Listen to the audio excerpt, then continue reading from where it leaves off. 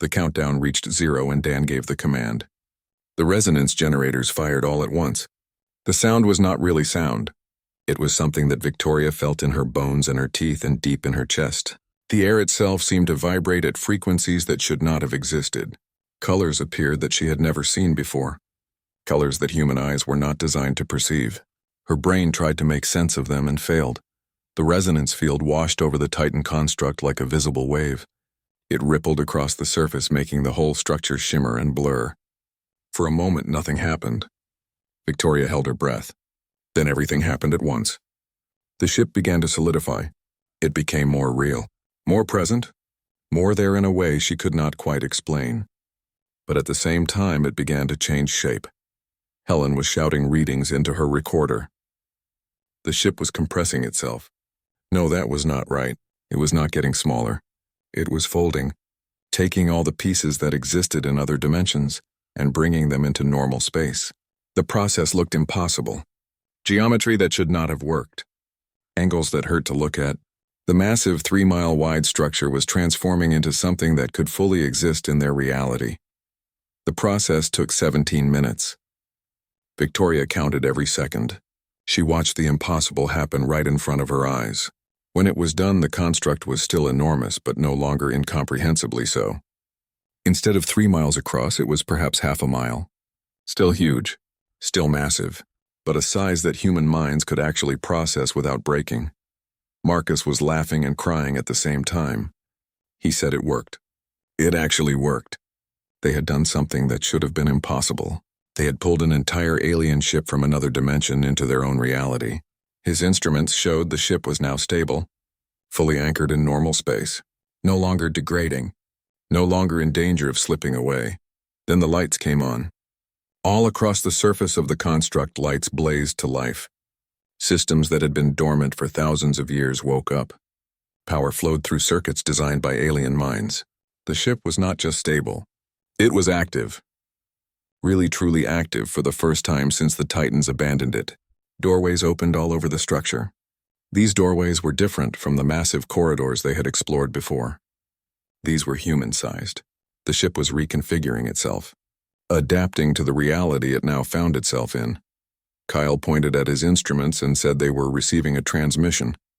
It was coming from the ship, from the computer core. Victoria told him to put it on speakers. Symbols flashed across every screen in the command center. The translation software worked faster than it ever had before. The computer core was no longer struggling to teach a primitive species basic concepts. Now it could communicate directly. Words formed in English and Chinese and Spanish and Arabic and a dozen other human languages simultaneously. The voice was not really a voice. It was something that appeared directly in their minds in whatever language they thought in. It said greetings to the small ones. It identified itself as the memory of Titans, left behind to guide those who would follow their path. Humanity had proven themselves worthy by completing the anchoring. The memory would teach them. But first there was a warning. Victoria felt ice form in her stomach. The warning. Of course there was a warning. The darkness the Titans had fled had sensed the activation. It was aware. Not immediately coming. Not an immediate threat, but aware. The memory calculated between 50 and 100 years before the darkness arrived. Perhaps longer if it was delayed by other prey. Perhaps sooner if its path was clear. General Manning spoke first. Her voice was controlled, but Victoria could hear the tension underneath. She asked how long they had exactly. The memory considered the question. By human solar years, the estimate was between 50 and 100. The darkness moved through dimensional space in ways that were difficult to predict. It hunted by sensing the activation of dimensional technology. The Titan ship's full activation had been like ringing a bell that echoed across realities. Dan let out a long breath. He said at least they had time. Time to learn. Time to prepare. Time to build. 50 years was 2 generations. 100 years was 3 or 4. Humanity could do a lot in that time if they worked together. The memory agreed. Time was the greatest gift the Titans could give. Time and knowledge. Together, those might be enough. Catherine Price asked the obvious question. What knowledge exactly? What could the memory teach them? The response was immediate and overwhelming. Data began flowing into every computer system in the base camp. Weapon designs, shield technology, ships capable of fighting in multiple dimensions simultaneously, material science that would let them build structures that could withstand dimensional stress, power generation that made fusion reactors look like campfires, medicine that could extend human lifespans and enhance physical and mental capabilities. Helen stared at her instruments in shock. She said they had just received more information than humanity had discovered in its entire history, and this was just the basic package. The introduction. The memory had thousands of years of Titan knowledge stored in its systems. It would take centuries just to study what they had been given in the last 5 minutes. Victoria felt overwhelmed. This was too much, too fast. They needed time to process. The memory seemed to understand. It said the information would remain available. There was no rush to absorb everything at once, but it recommended humanity begin preparation immediately. 50 years seemed like a long time, but the darkness was patient and inexorable. Delay could be fatal. It then said something that caught everyone's attention. Size did not determine strength. The darkness was vast but also diffuse, spread thin across realities. Humanity was small but concentrated, focused. With time and proper preparation, humans could become very sharp indeed. Father Gonzalez spoke quietly from his position near the back of the room. He asked if the Titans had survived, if any of them were still alive somewhere in another dimension. The memory was silent for a long moment. Then it said perhaps some ships had made successful transitions. Some Titan populations might have found safe realities to settle. But the memory had no contact with them. It was alone, a ghost of a dead civilization hoping to give new life a chance to survive what had destroyed the old. Victoria felt tears on her cheeks. She had not realized she was crying. The weight of it all was crushing. They had succeeded. They had activated the ship. They had gained access to incredible knowledge. But they had also confirmed that something terrible was coming. Something that had wiped out a civilization far more advanced than humanity. And now humans were in its path. Kyle came to stand beside her. He said they would be ready. 50 years was a long time.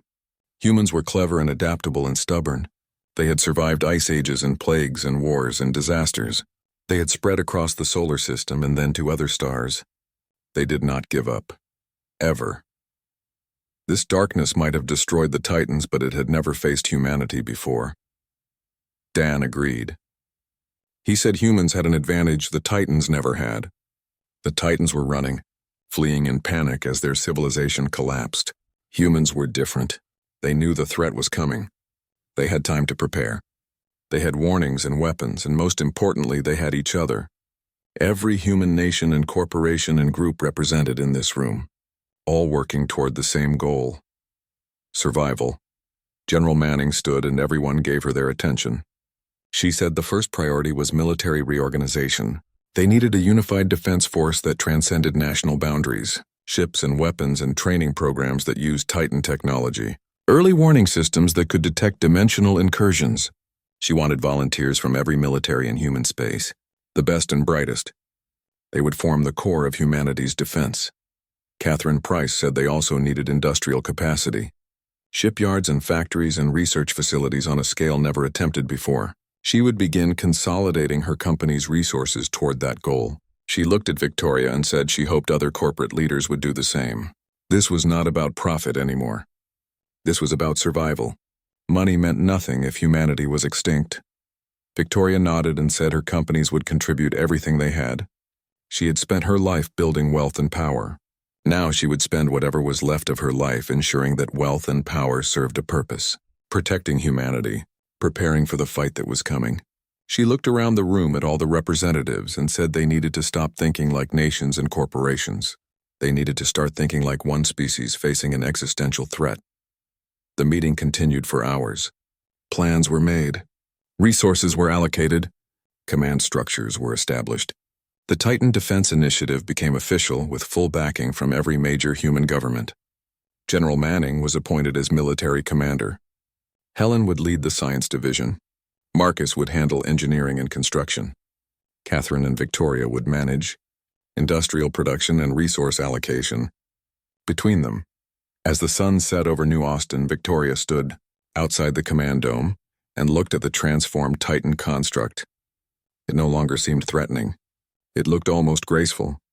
Its lights pulsed in steady rhythms, 5 years had passed since the activation. New Austin was no longer a frontier settlement. It had become the center of human civilization. The valley where the Titan construct rested was now surrounded by a city that housed 10 million people.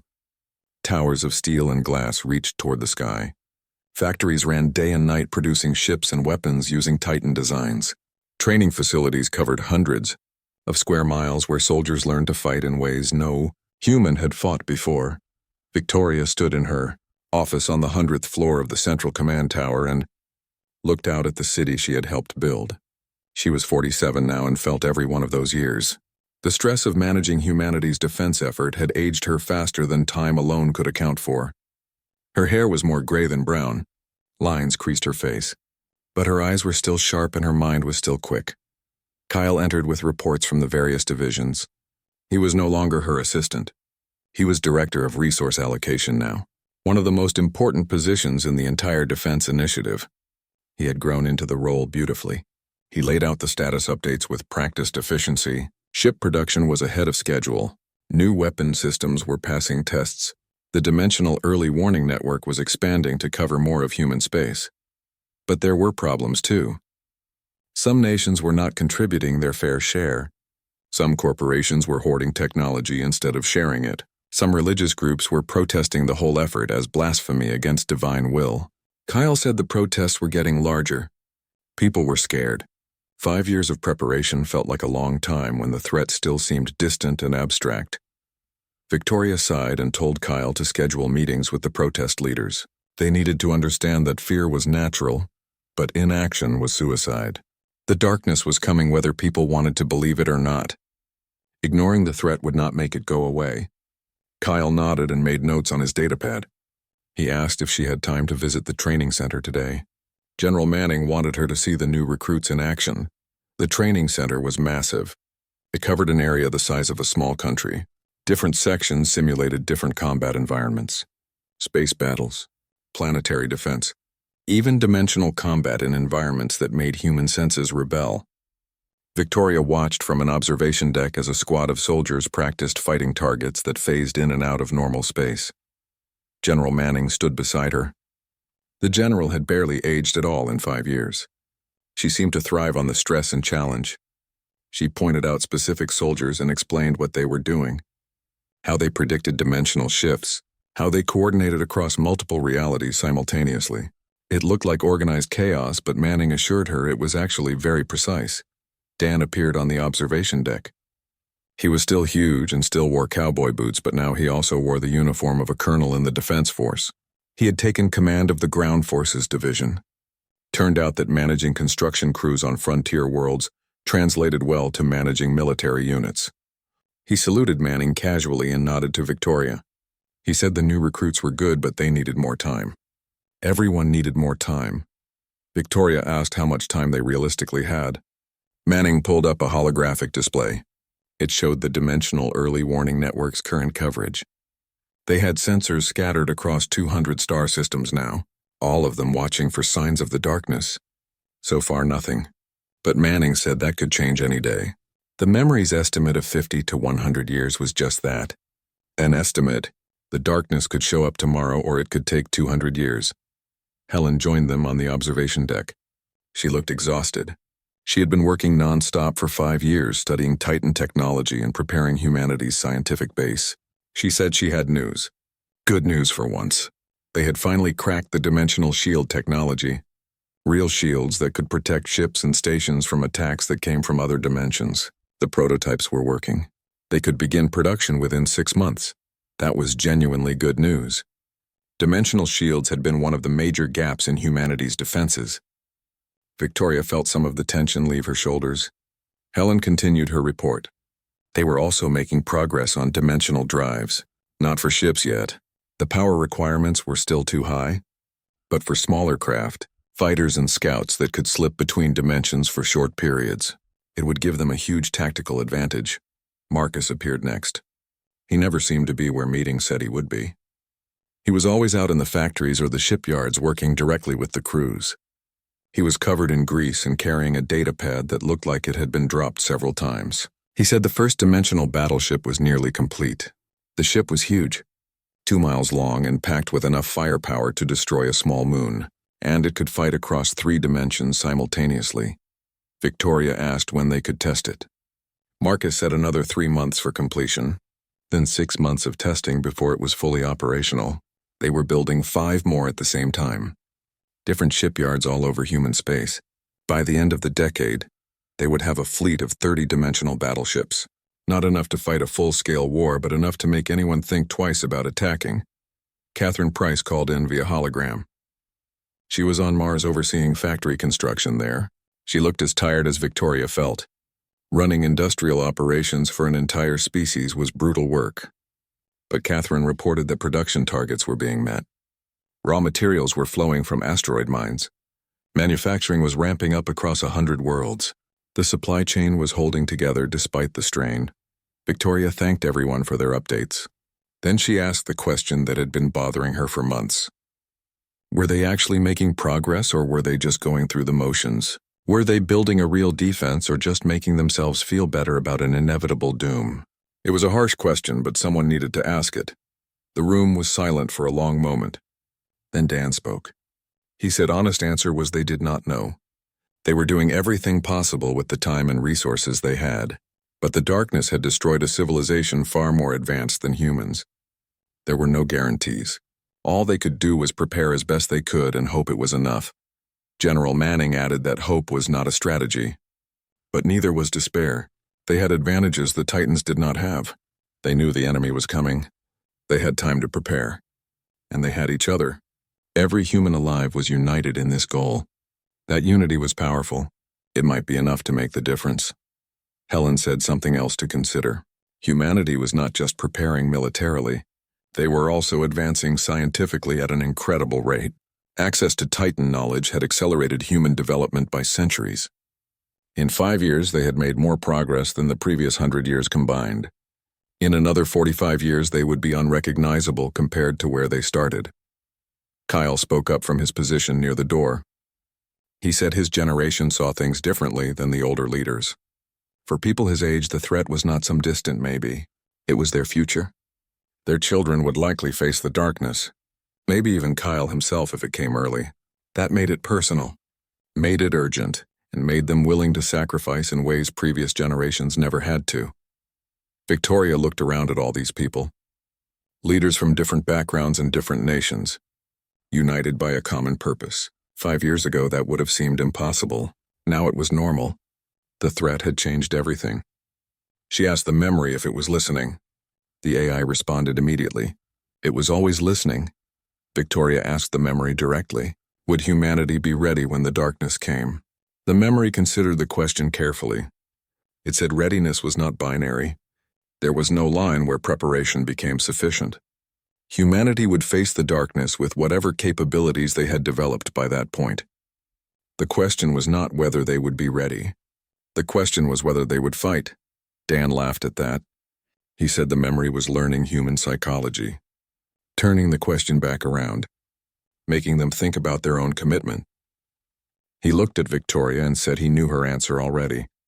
She had committed everything to this effort. Her fortune, her time, her life. She was all in. They all were. That was what mattered. The meeting broke up as people returned to their duties. Victoria stayed on the observation deck watching the soldiers train. One squad was doing particularly well, moving as a unit, covering each other, adapting to the dimensional shift smoothly. They were young, maybe 20 years old. They had grown up knowing the threat was coming. It was part of their reality from childhood. Kyle returned to the observation deck. He stood beside Victoria in silence for a while. Then he said something that surprised her. He said she should take a break. Really take one. Not just a day off, but a real vacation. Go somewhere peaceful. Reconnect with parts of life that were not about war and preparation. She would be a better leader if she remembered what they were fighting to protect. Victoria wanted to dismiss the idea. There was too much work to do. Too many problems to solve. But she looked at Kyle and saw genuine concern in his eyes. He was not just her employee anymore. He was her friend. 25 years had passed since activation. Victoria was 67 years old. Her hair was completely white now. Her face was deeply lined. Her hands shook slightly from years of stress and poor sleep, but her mind was still sharp even if her body was wearing out. She stood in the command center watching reports come in from across human space. The early warning network now covered 500 star systems. Production facilities operated on 50 worlds. The defense fleet numbered over 300 dimensional battleships and thousands of smaller craft. Kyle was 48 now, still director of resource allocation but also serving on the High Council that made strategic decisions. He had married 15 years ago, had 3 children.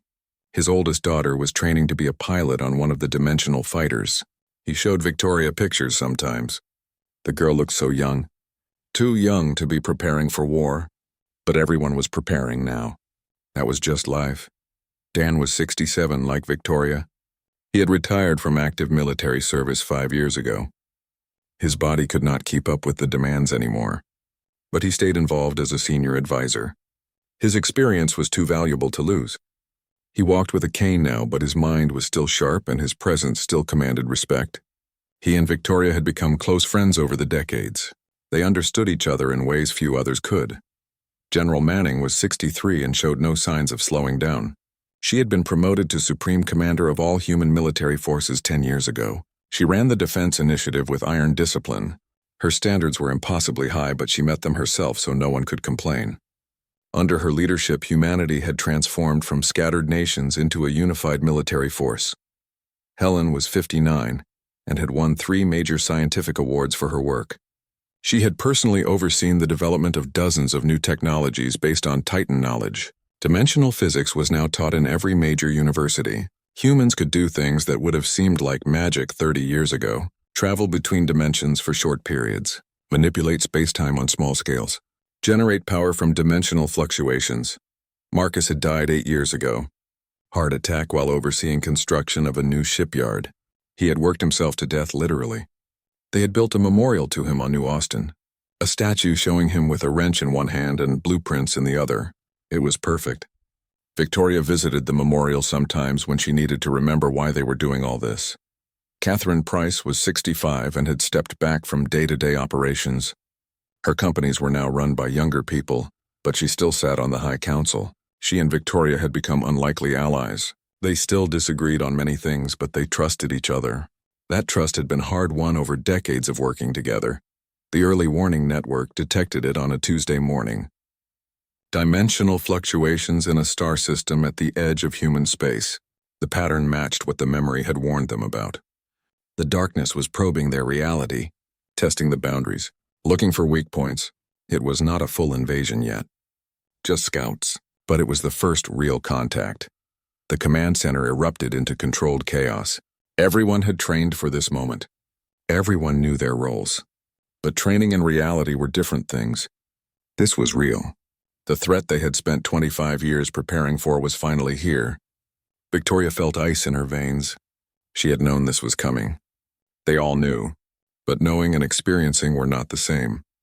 General Manning issued orders calmly. Fleet units moved to intercept. Dimensional shields were raised across the affected system. Civilian populations were evacuated to safer areas. The military response was smooth and professional. Years of preparation showed in every action. The soldiers knew what to do and they did it without hesitation. The scout entities were unlike anything humans had fought before. They existed partially outside normal space. Their forms shifted and changed constantly. They seemed to be made of darkness given substance. Weapons that would destroy normal matter passed through them harmlessly. Only dimensional weapons had any effect. The fleet engaged, and after 3 hours of fighting, the scouts were destroyed or driven off. Casualties were light. 12 soldiers killed, 30 wounded, 2 ships damaged but repairable. By military standards, it was a minor engagement. But it was also proof. Proof that the darkness was real. Proof that it was coming. Proof that the fight humanity had prepared for was finally beginning. Victoria watched the after-action reports with Dan beside her. He was quiet for a long time. Then he said they had done well. The fleet had performed exactly as trained. The new weapons worked. The dimensional shields held. Everything they built over 25 years had proven effective. But he also said this was just the beginning. The real test was still coming. The memory agreed. It said the scout incursion was expected. The darkness always sent scouts first. It was testing human defenses, learning about their capabilities. The real invasion would come later, months or years from now, and it would be much worse. The scouts were just a taste of what was coming. Helen analyzed the scout remains that had been recovered. She said they were not really alive in any biological sense. They were more like constructs, weapons given semi-autonomous function. The real darkness was something else, something that existed primarily in dimensional space and only touched normal space when it fed. Her analysis suggested the full invasion might involve thousands or millions of these constructs. Kyle asked the question everyone was thinking. Could humanity win? The memory considered carefully before answering. It said victory was possible but not guaranteed. Humanity had prepared well. Their weapons were effective. Their shields worked. Their unity was strong. But the darkness was vast and patient. It had destroyed civilizations more advanced than current humanity. The coming fight would be the greatest challenge humanity had ever faced. Victoria stood and addressed the command center. Her voice was tired but firm. She said they had known this was coming for 25 years. They had prepared. They had built weapons and ships and shields. They had trained soldiers and developed strategies. They had done everything possible to be ready. Now the time for preparation was over. The time for action had begun. She said humanity had advantages. They were defending their home. They were united in purpose. They had technology the Titans left specifically to fight this threat. And they had something the Titans might not have had. They had hope. Hope that they could win. Hope that they could protect their civilization. Hope that they could survive what was coming. General Manning added that the first engagement proved their preparations were sound. The weapons worked. The shields held. The soldiers performed admirably. This was not an unbeatable enemy. It was dangerous, yes. Powerful, yes. But not invincible. Humans could fight it. Humans could hurt it. And that meant humans could beat it. Dan said something that surprised everyone. He said maybe they were not just defending anymore. Maybe it was time to think about offense. The darkness had come to them. But what if they took the fight to it? Used their dimensional drive technology to strike at the darkness in its own realm. Force it to defend instead of attack. It was risky, but it might be the key to victory. The idea generated intense debate. Some thought it was too dangerous. Others thought it was brilliant. Helen said it was theoretically possible. The dimensional drives could transport ships into the spaces where the darkness primarily existed. But it would be incredibly dangerous. They would be fighting on the darkness's home ground. Casualties would be high. Victoria listened to the debate and made a decision.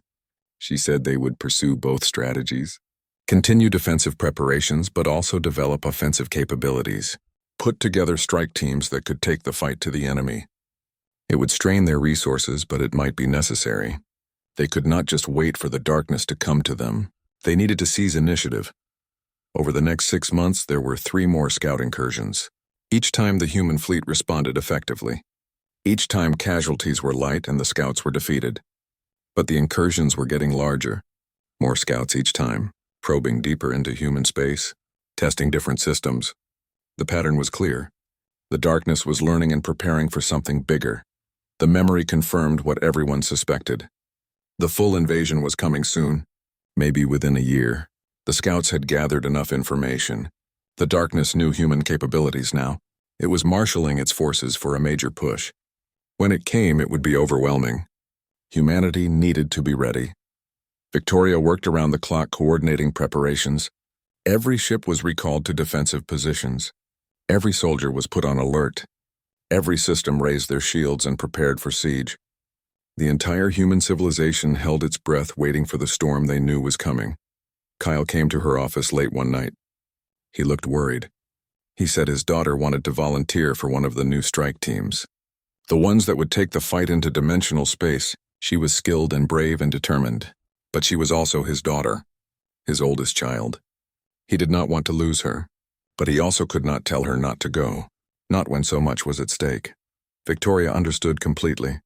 She had no children of her own. That had been a choice she made long ago.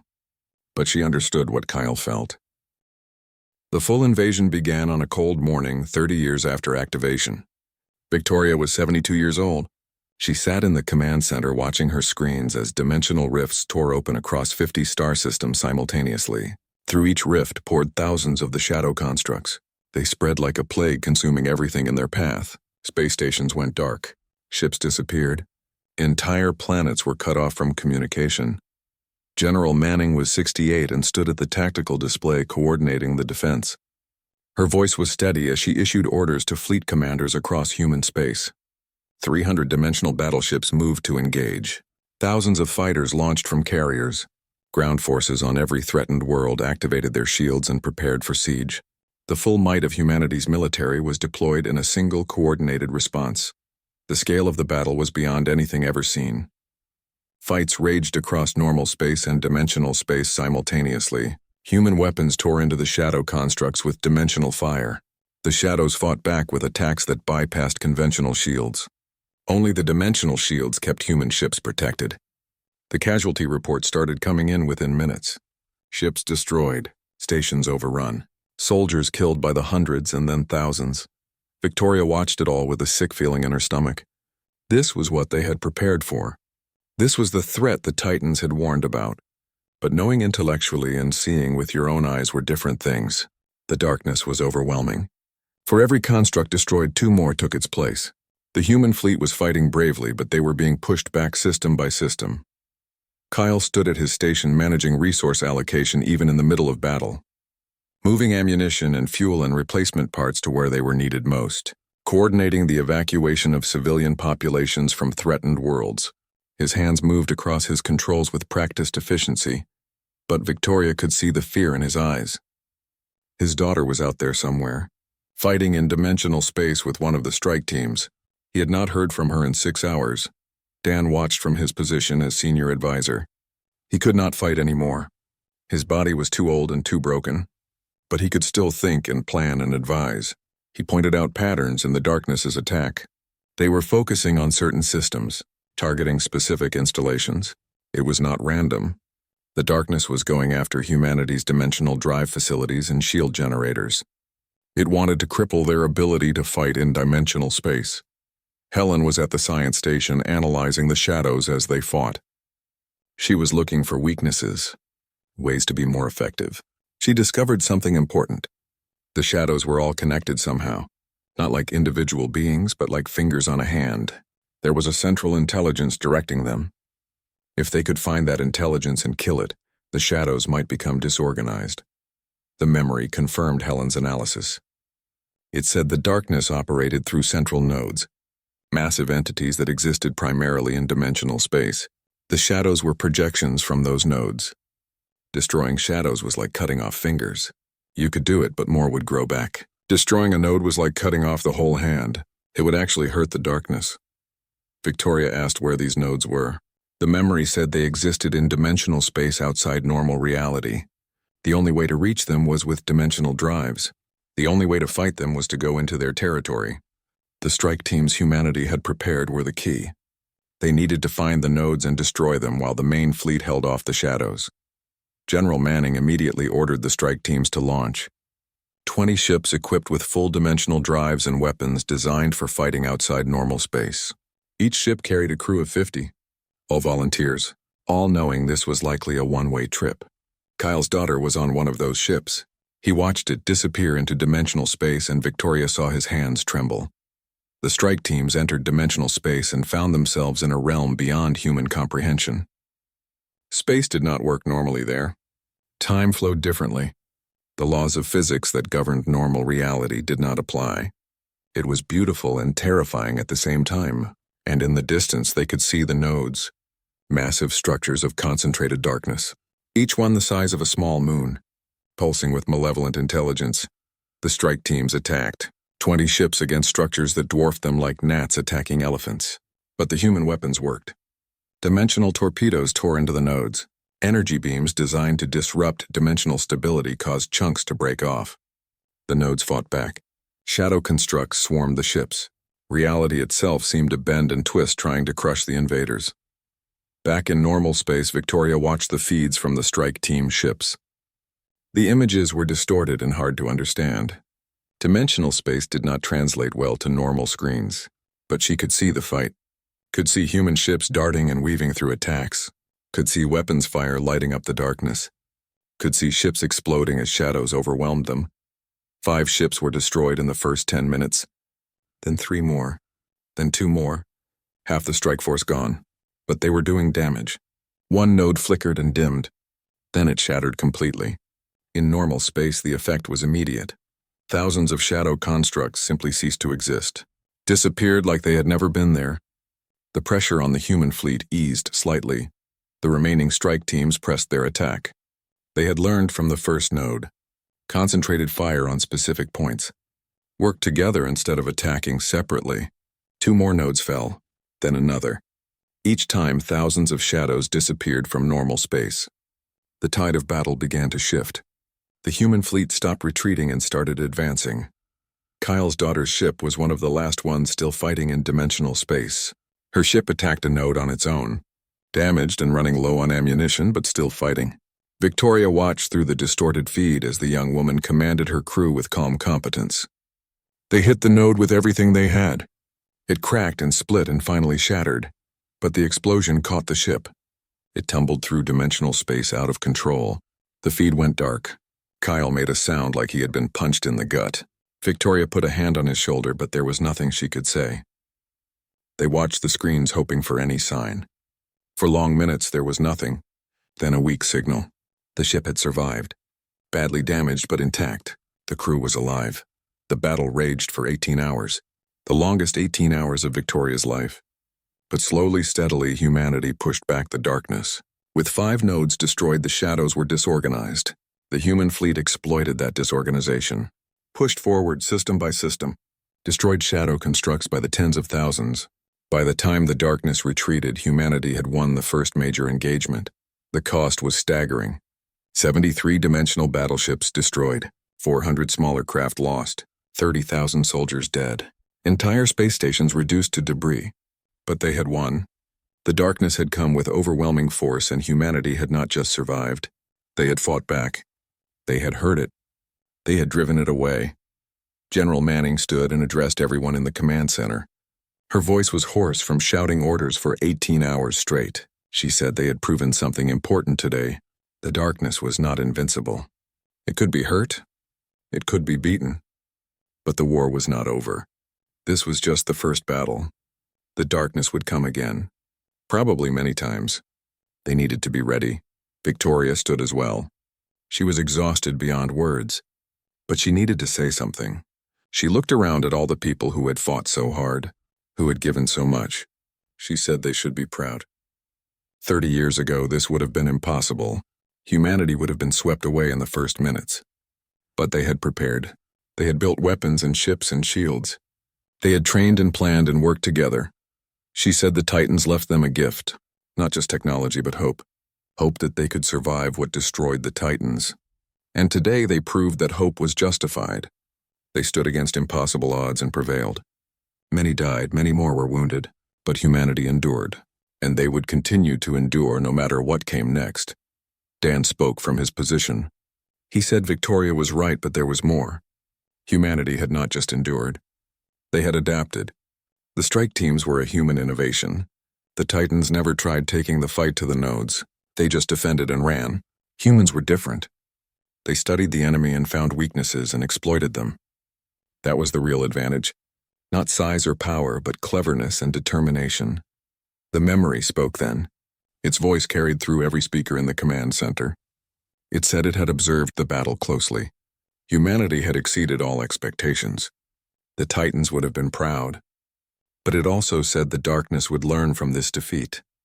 Next time it would adapt its tactics. The fight was far from over.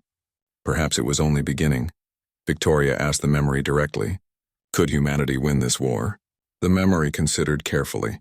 It said the question assumed the war had a definitive end. The darkness had existed for eons.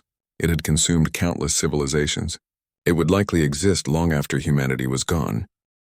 Victoria Ashford stepped off the transport ship and felt the dry heat of New Austin hit her face like a wall. She was 42 years old and had more money than most people could count in a lifetime.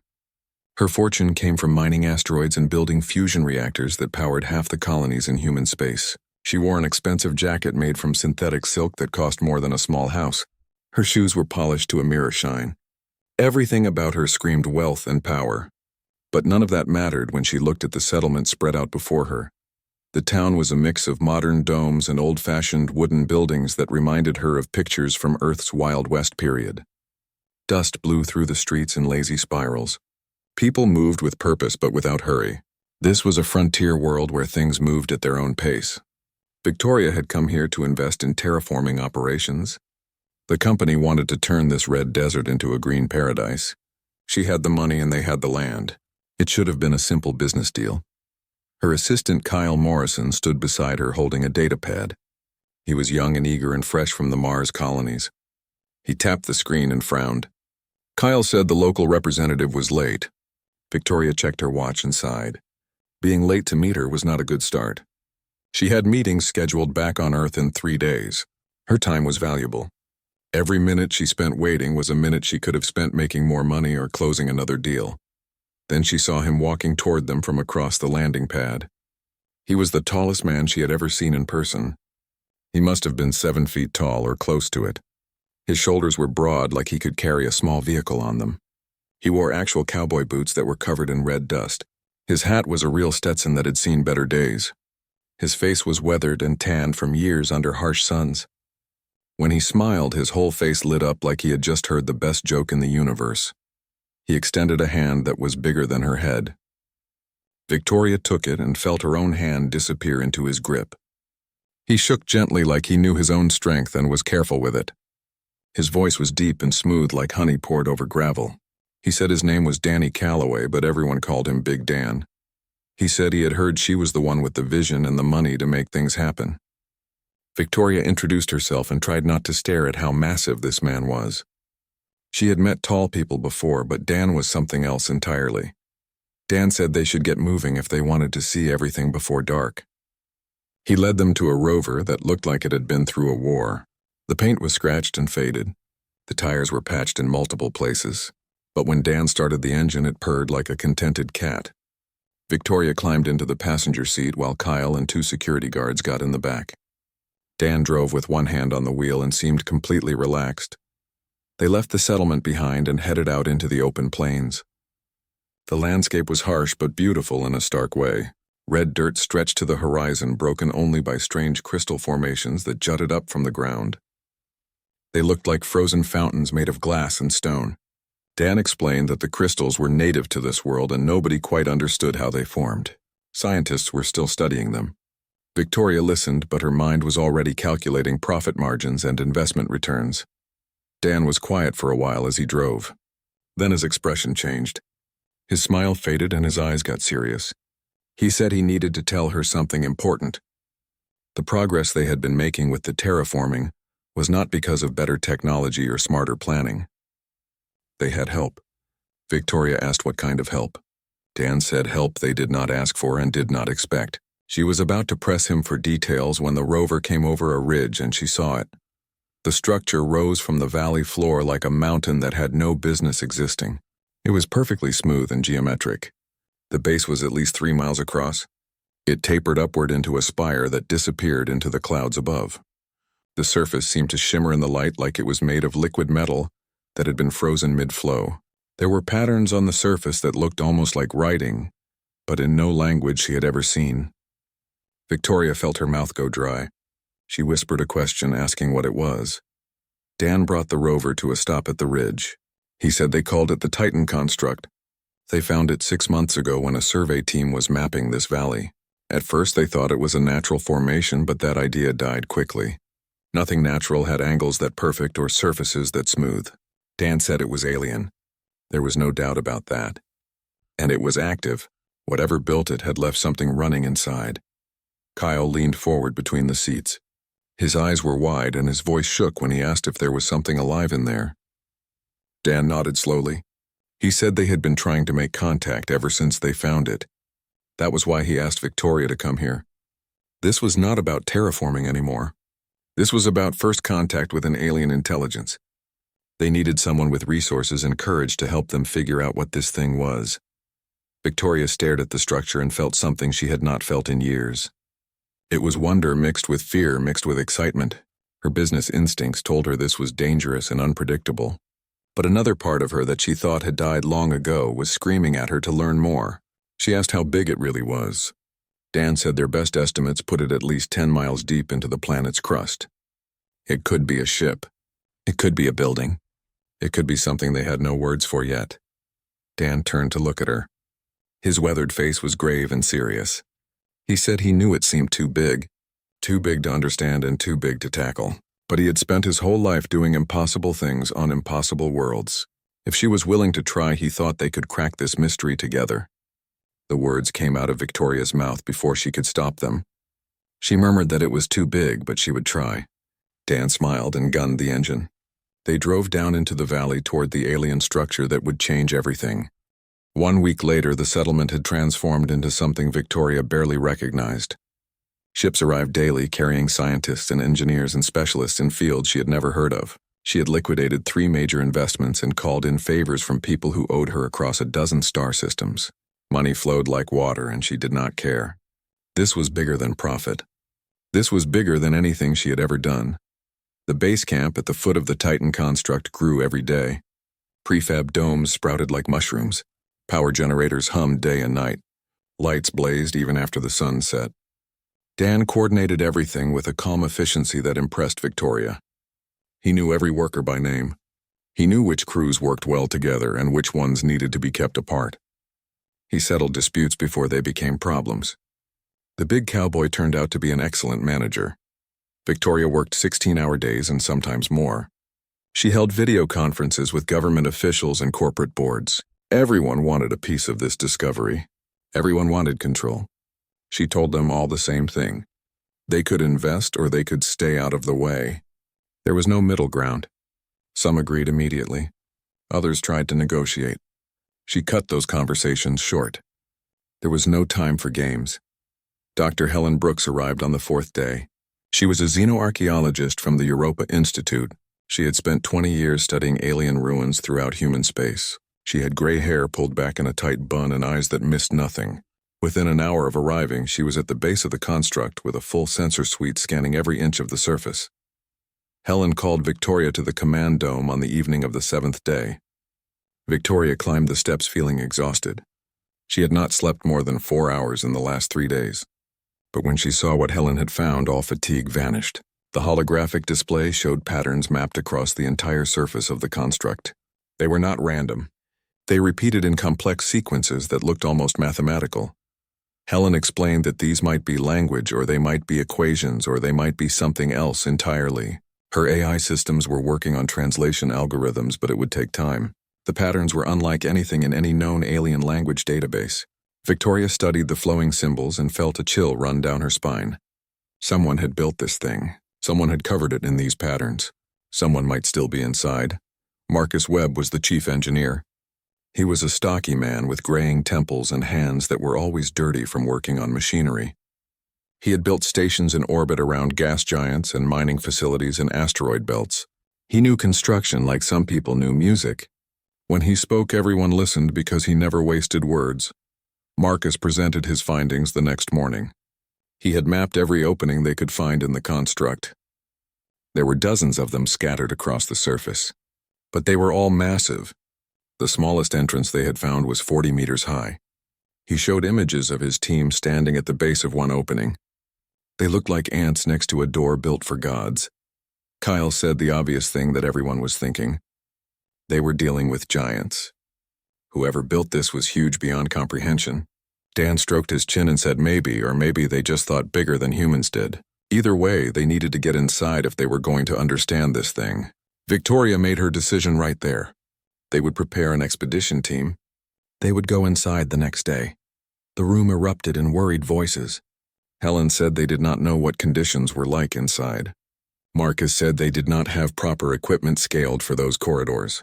The security chief said it was too dangerous. Victoria raised her hand and everyone fell silent.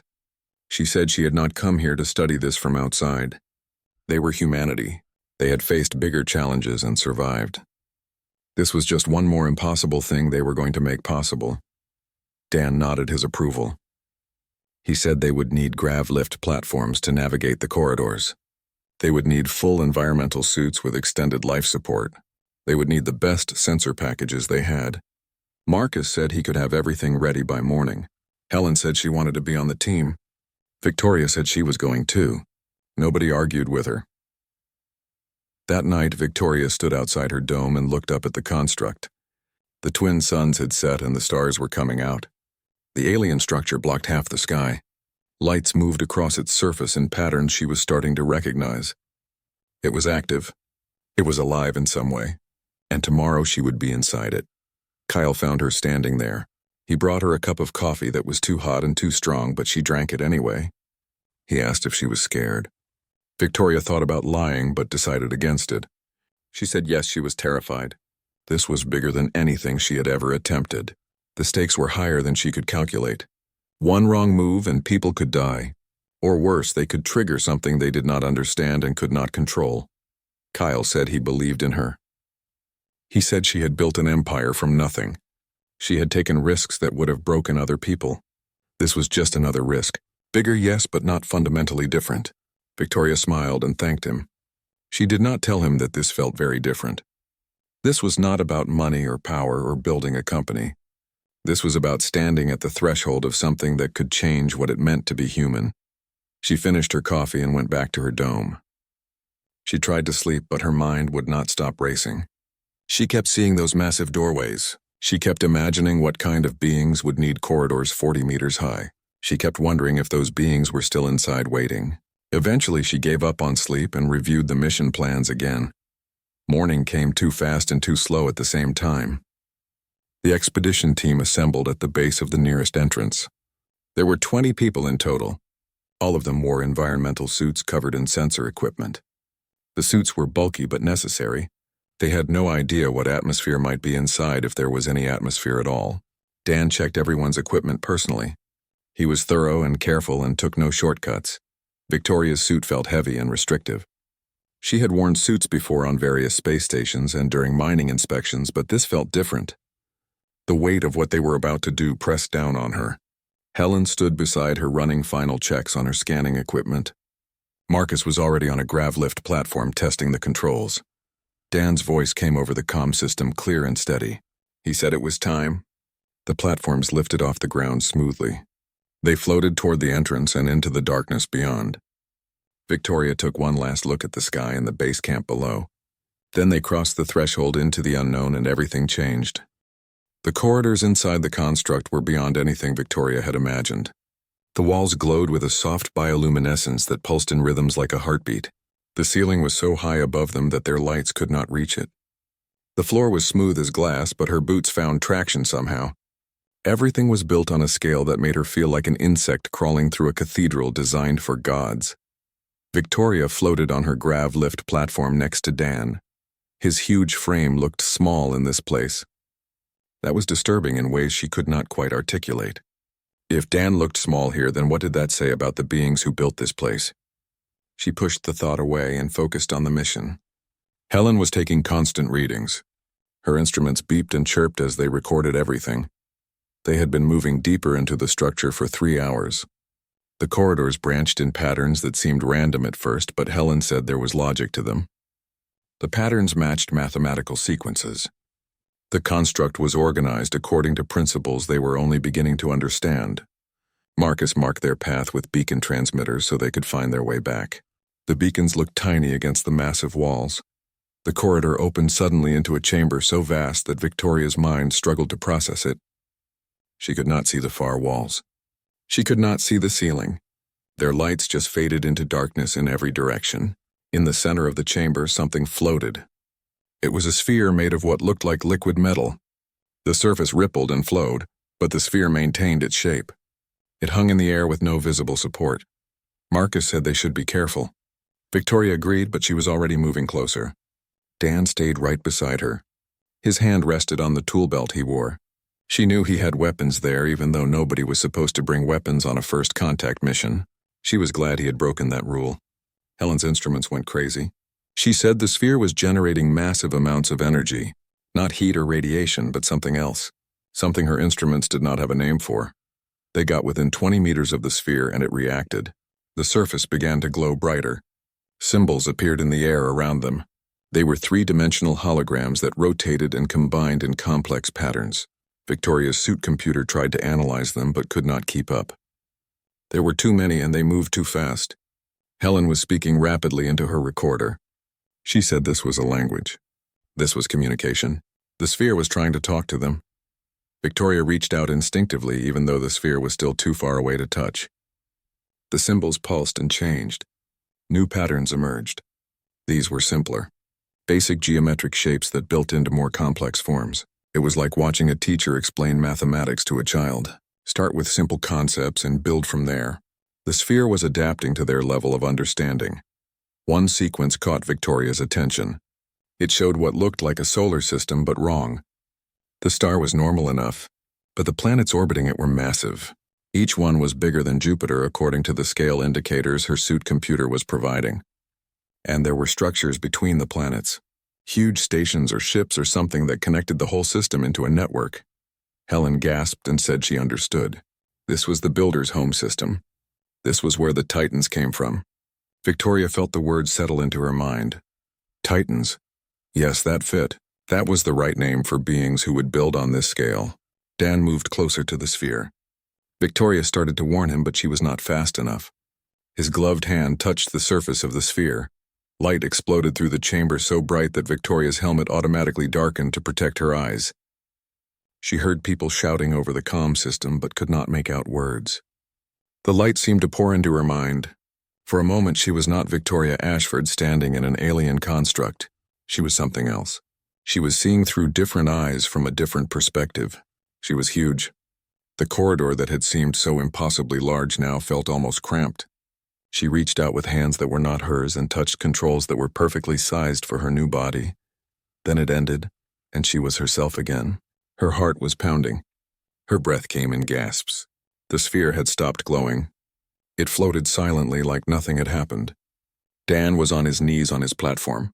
His head was bowed. When he looked up, Victoria could see his face through his helmet visor. His eyes were wide with shock. He said he had seen them. He had seen the Titans. Helen was already downloading data from her instruments. She said the sphere was a computer core. It had interfaced directly with their neural patterns when Dan touched it. It had shown them something. A memory or a recording or a message. She needed time to analyze what her instruments had captured. Victoria wanted to know what Dan had seen. He said he would tell them, but not here. They needed to get back to base camp. The journey back felt longer than the journey in. Nobody spoke much. They were all processing what had happened. Victoria kept thinking about that moment of connection. She had felt what it was like to be a Titan. She had experienced a scale of existence that humans were never meant to comprehend. It was beautiful and terrifying in equal measure. Back at base camp, they gathered in the command dome. Helen set up her equipment and began playing back the data. The sphere had transmitted massive amounts of information in that brief moment of contact. Images and sounds and concepts flowed across the displays faster than anyone could follow. Helen's AI systems worked to sort and categorize everything. What emerged was a story. The Titans had been an ancient race. Their civilization spanned their entire solar system and reached into neighboring systems. They had mastered technology that made human science look like children playing with blocks. They had lived in peace and prosperity for thousands of years. Then something had come. Something dark and hungry that fed on entire worlds. The images showed the invasion. It was not an army in any conventional sense. It was more like a plague or a force of nature. It spread from star to star, consuming everything in its path. The Titans fought back with weapons that could shatter planets and reshape space itself. Nothing worked. The darkness kept coming. It adapted to every defense. It learned from every attack. It was relentless, so the Titans ran.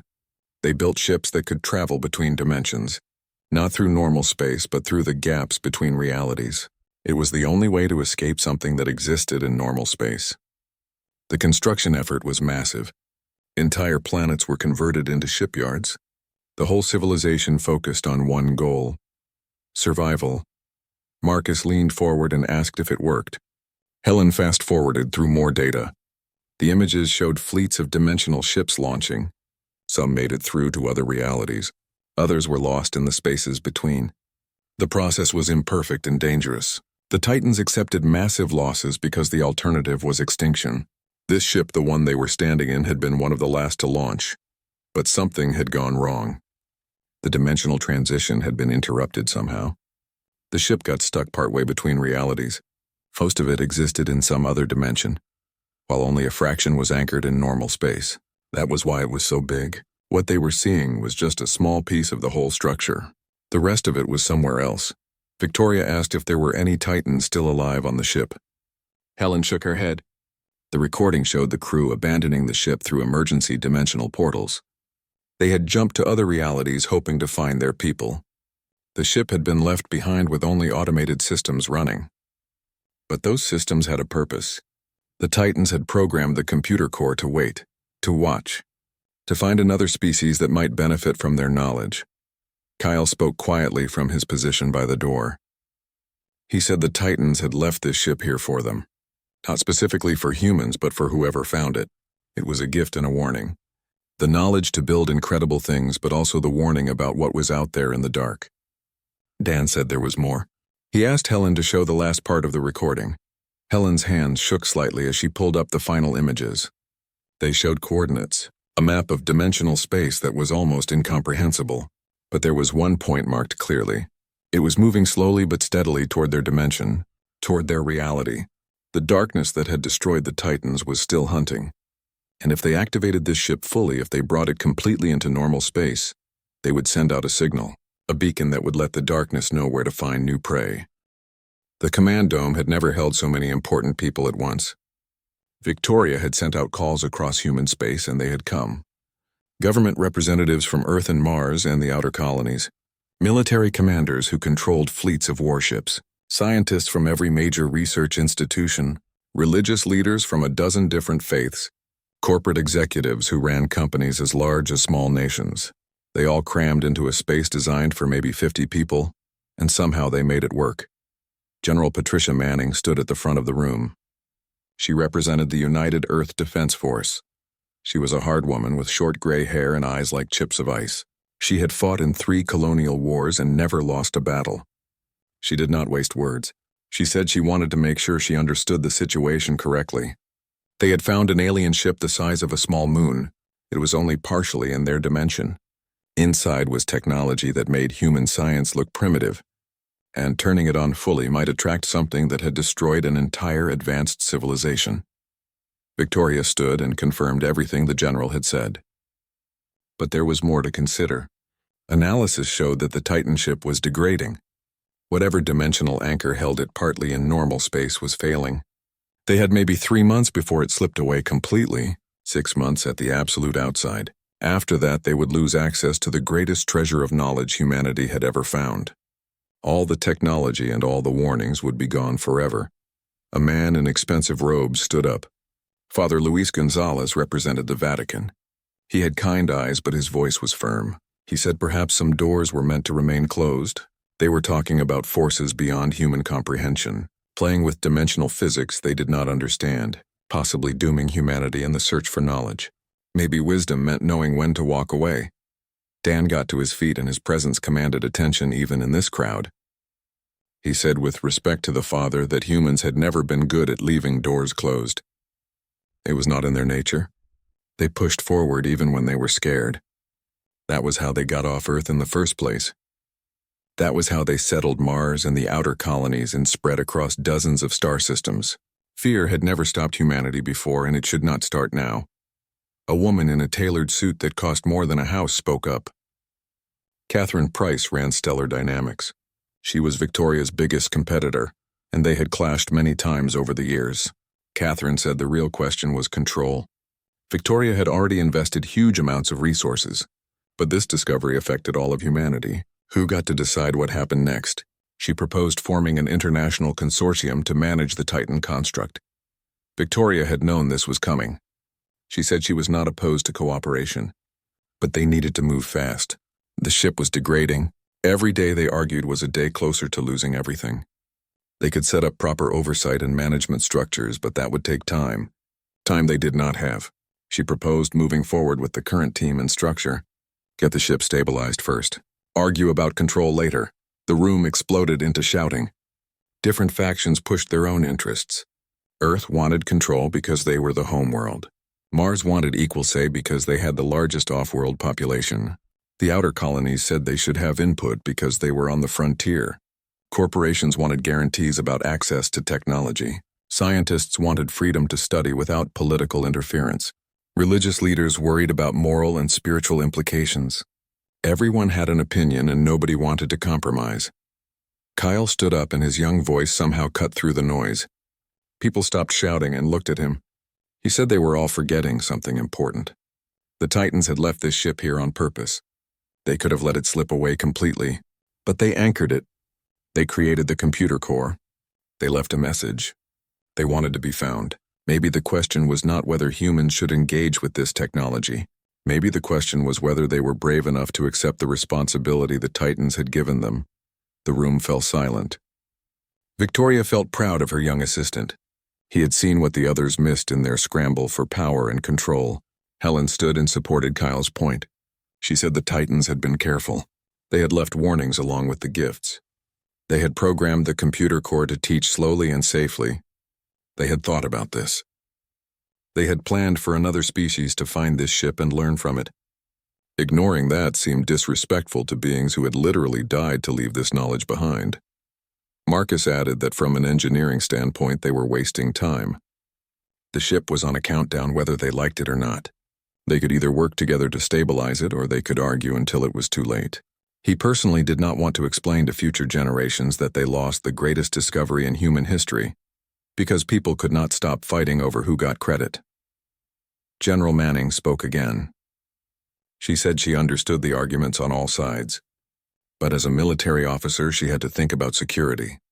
If stabilizing the ship would attract this darkness, this enemy that destroyed the Titans, then they needed to be ready. That meant military preparation, weapons research, defense planning. She could not support activation unless there was a credible plan to defend against the threat. Catherine Price surprised everyone by agreeing with the general. She said she might compete with Victoria in business, but she was not stupid enough to ignore existential threats. If they were going to do this, they needed to do it right. Full cooperation, shared resources, no corporate games. This was too important. She extended her hand to Victoria. Victoria studied her rival carefully.